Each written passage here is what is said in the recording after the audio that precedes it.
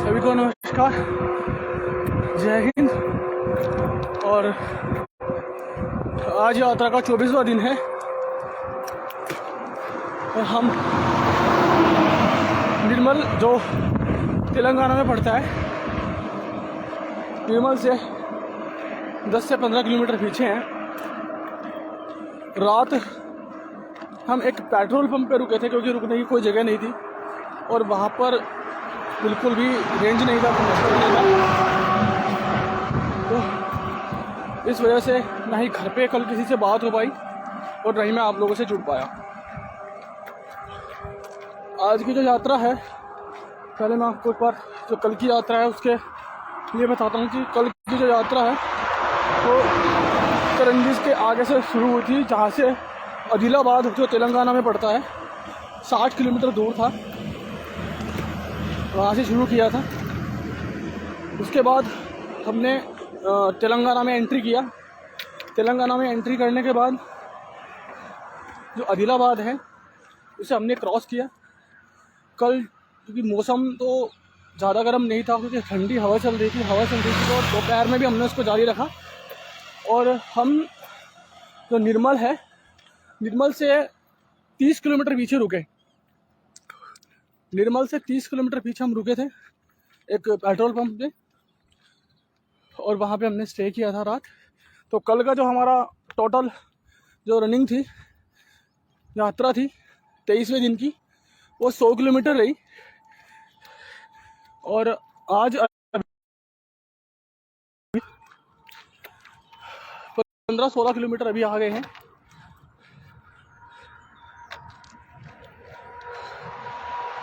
और आगे निर्मल जो है लगभग इतना ही बचा हुआ है, क्योंकि जहाँ पर हम रात रुके थे वहाँ से निर्मल लगभग 30 किलोमीटर के आसपास बाकी था। तो अभी निर्मल की तरफ जा रहे हैं।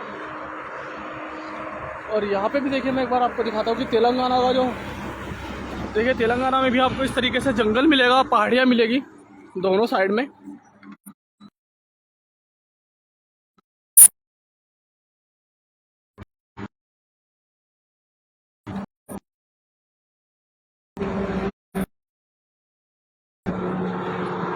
और जैसे पीछे था ठीक वैसे ही यहाँ का भी जो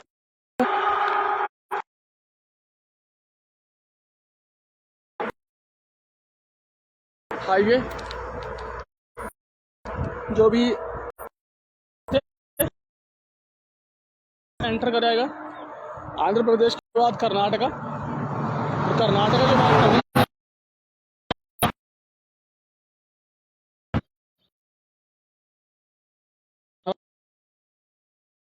सबसे लंबा टाइम हमारा लेगा। हमने उसको पूरा, वैसे तो तेलंगाना को भी पूरा क्रॉस करना है, पर तमिलनाडु में हमें लास्ट तक जाना है, मदुरई से आगे तो अंत में जाना है। अभी डिस्कनेक्ट होता है आपसे जो कनेक्शन है वो, और आप सभी के साथ थोड़ा रन करके, आप सबके साथ थोड़े बहुत दिन हो गए, तो आज आपके साथ थोड़ा सा रन करते हैं।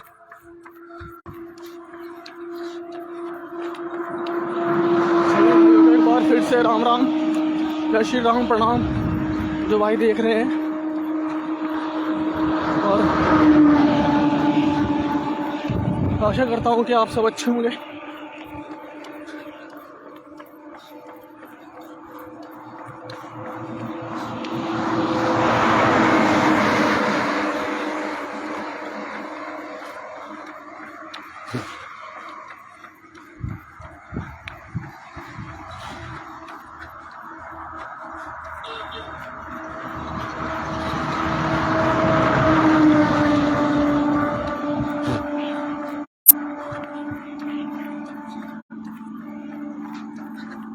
हैदराबाद यहाँ से 229 किलोमीटर दूर है। जो अभी माइलस्टोन आया था उसके अकॉर्डिंग यहाँ से हैदराबाद 229 है।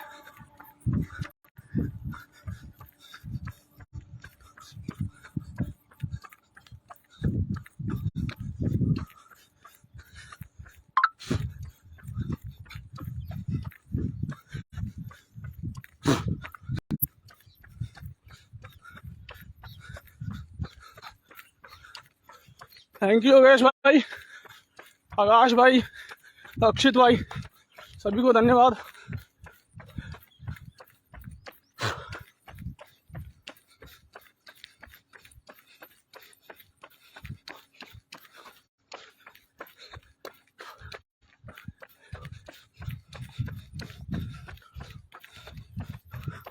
अभी रोड बिल्कुल सुनसान है, आगे पीछे कुछ नहीं है, पर ये इतनी देर खाली नहीं रहता, हाईवे चलता रहता है।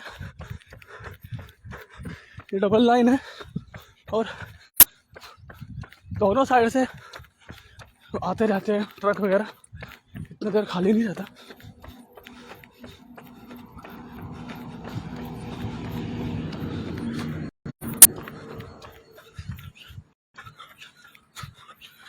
तेलंगाना में है आकाश भाई, सॉरी अक्ष भाई, भागते हुए नाम पढ़ना दिक्कत हो रहा है जी। आकाश भाई तेलंगाना निर्मल पहुंचेंगे लगभग 1 से 1.5 घंटे बाद।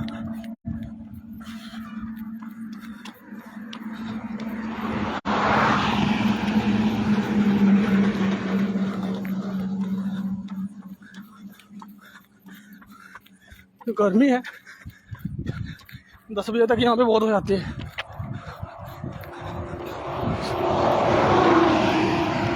अभी भी सूरज काफ़ी तेज लग रहा है बिल्कुल साइड से। जय श्री राम सचिन भैया, जय श्री राम।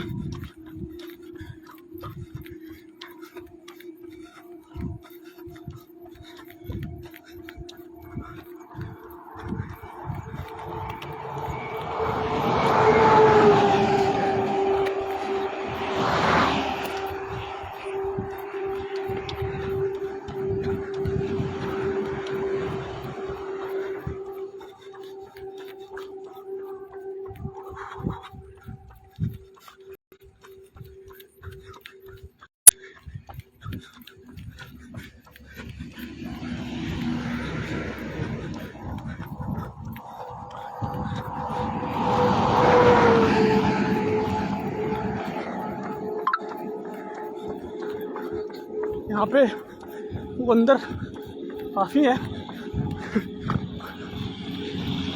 तो बैठे रहते हैं सड़क के किनारे।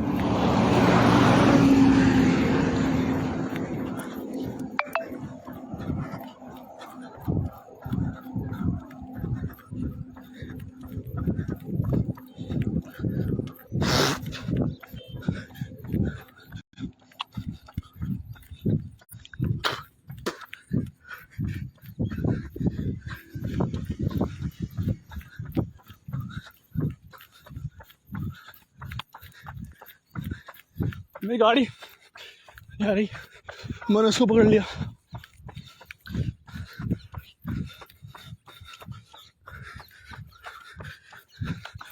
सचिन भाई तेलंगाना के अंदर एंट्री हुआ था कल, आदिलाबाद से आगे निर्मल पड़ता है, अभी वहाँ पहुँच जाएंगे लगभग 1 से 1.5 घंटे बाद।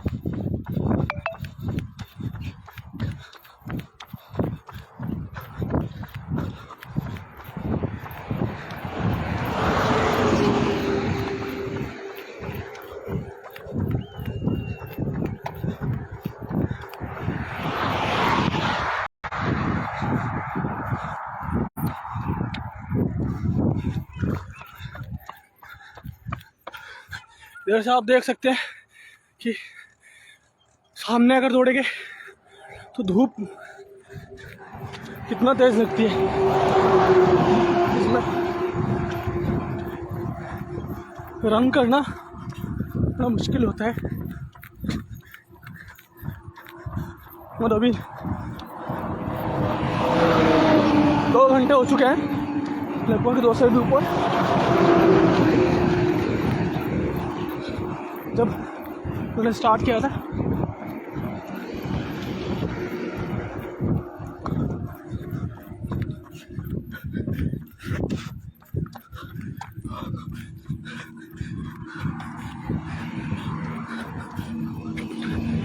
ठीक है सचिन भैया, कॉल करूँगा मैं आपको, बिल्कुल।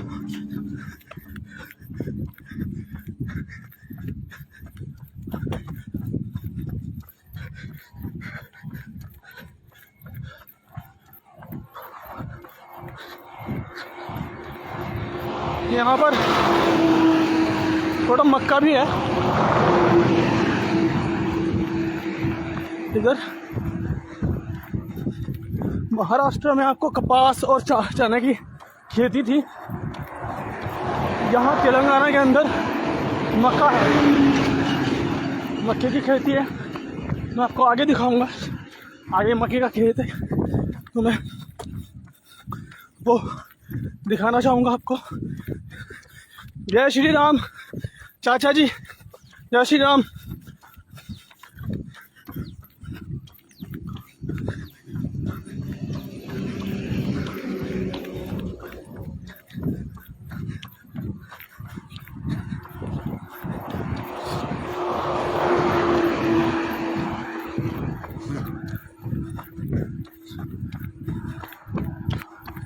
अभी आप देखिए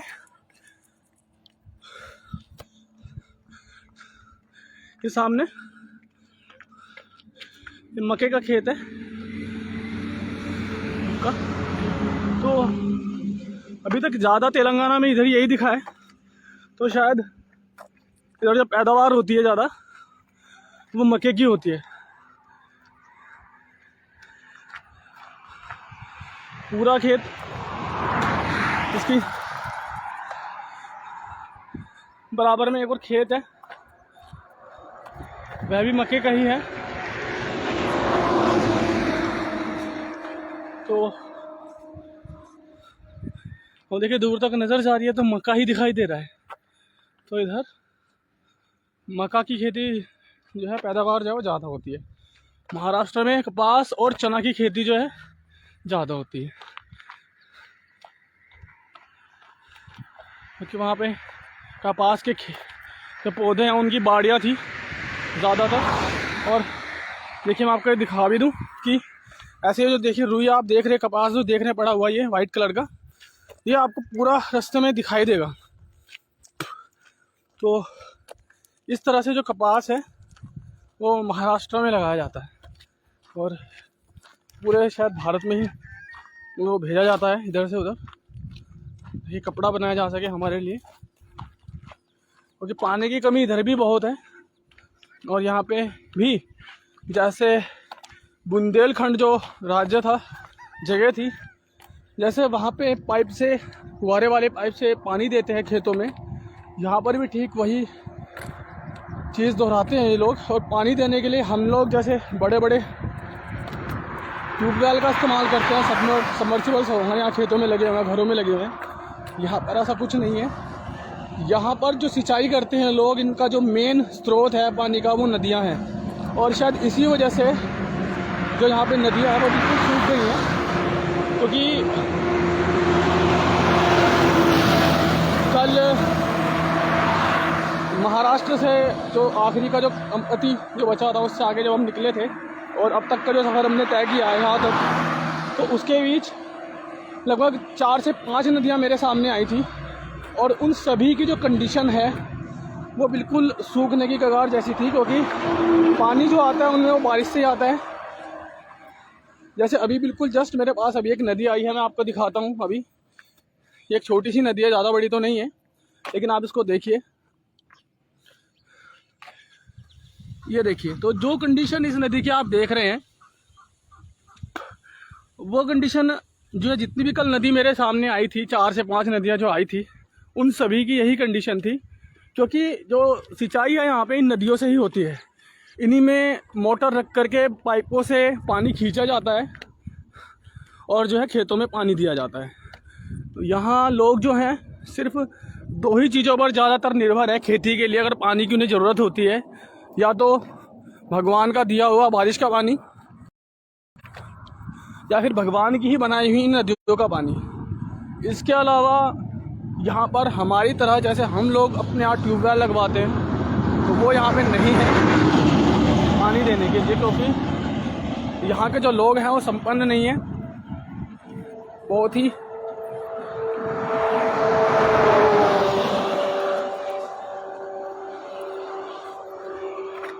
गरीब लोग हैं यहाँ पर। इस वजह से यहाँ पर पानी की किल्लत है। मैं यही समझ पाया हूँ अब तक कि यहाँ पर शायद पानी की किल्लत इसीलिए है क्योंकि यहाँ पर जो नदियाँ हैं या तालाब है, जो भी ऐसी चीज़ें हैं, उनका जो ज़्यादा पानी जो है वो खेतों के लिए इस्तेमाल होता है, क्योंकि खाने के लिए भी चाहिए जिससे अन्न पैदा किया जा सके। पीने के पानी की बात करें तो मैंने पीछे देखा था कि कुछ जगह यहाँ पर जो पानी है वो ख़रीदा भी जाता है। लोग बड़े बड़े क्यूब होते हैं पानी के, सिलेंडर जैसे हमारे यहाँ भी मिलता है, इस तरीके के सिलेंडर्स यहाँ पे होते हैं और वो उनको बेचते हैं। तो ये मैंने देखा। अब खुद ही सोचने की बात है कि यहाँ पर पीने के पानी की जो कंडीशन है कितनी बेकार होगी।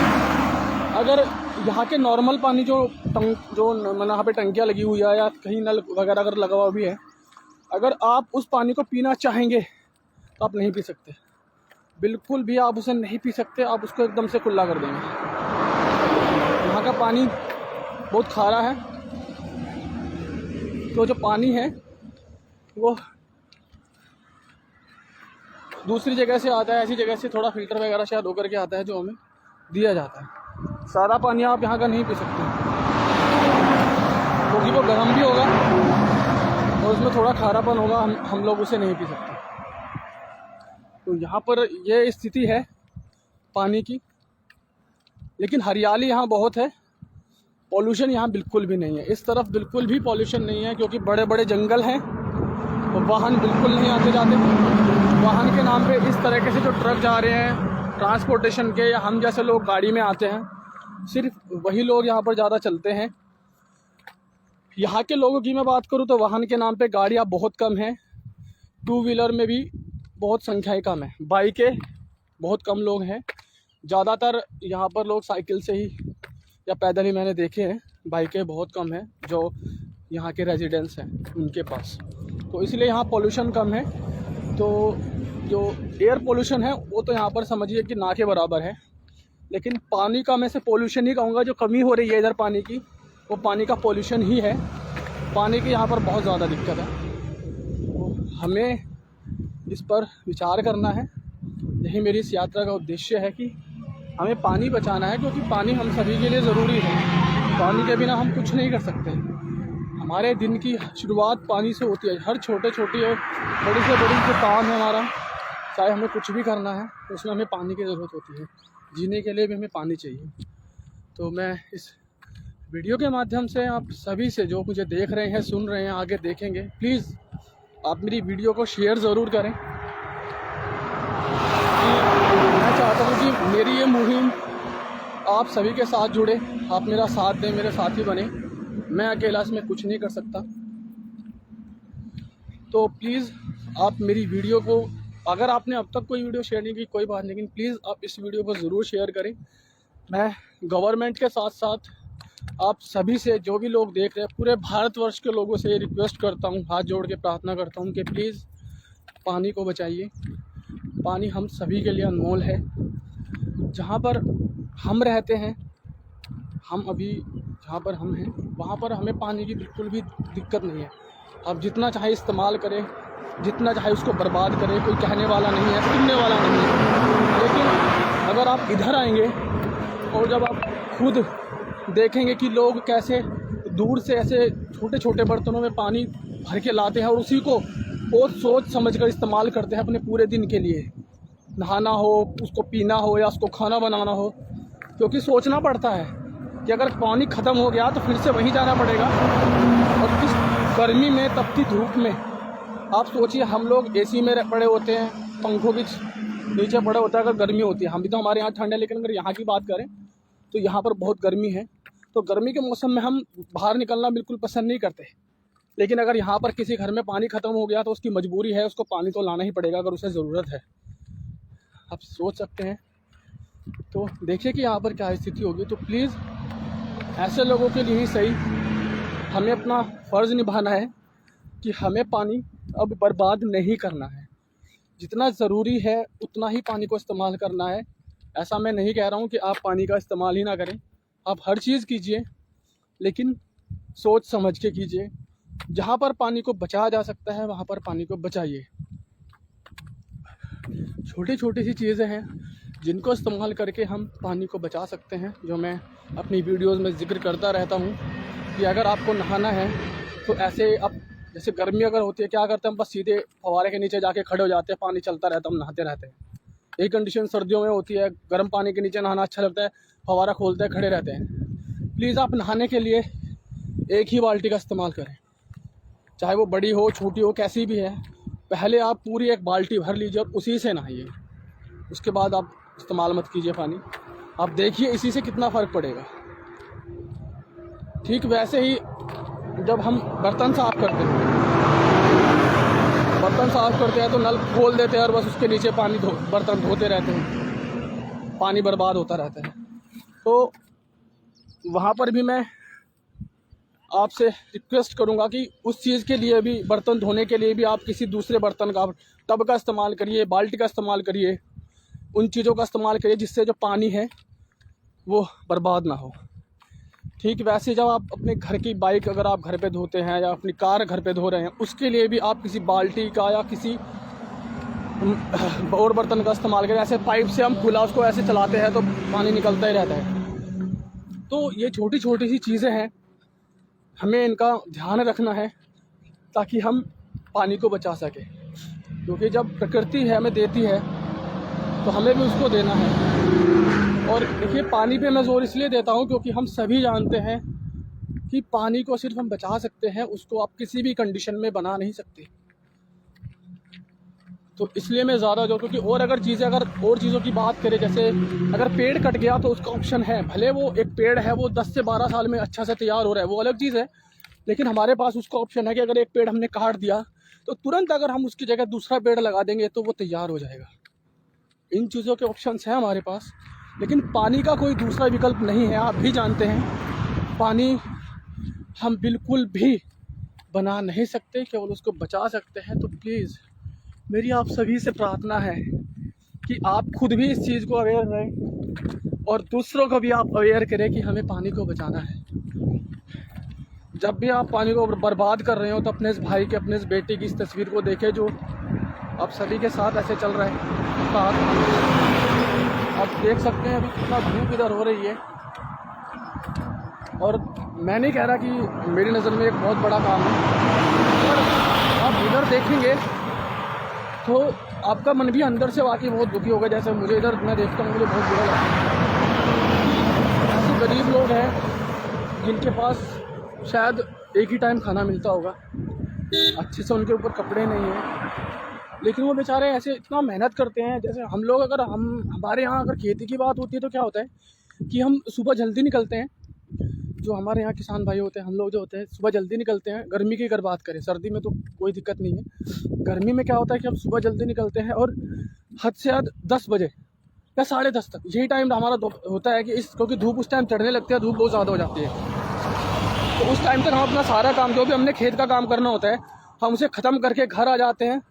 और फिर कभी शाम को 4, 4:30 बजे जब सूरज ढलने वाला होता है तब दूसरा राउंड हम खेत में लगाते हैं।